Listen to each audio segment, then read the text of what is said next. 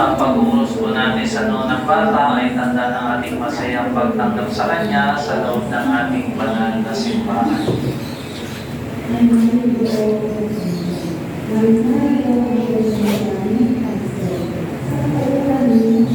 Sumayin niyo ang Panginoon.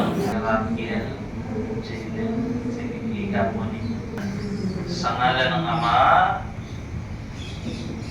ng Anak, ng Espiritu Santo. Amen. Ang pagpapalit ng langis sa ulo ni Sir Rafael Jalen ay tanda ng paglukod ng Espiritu Santo sa muling isinilang sa kanya.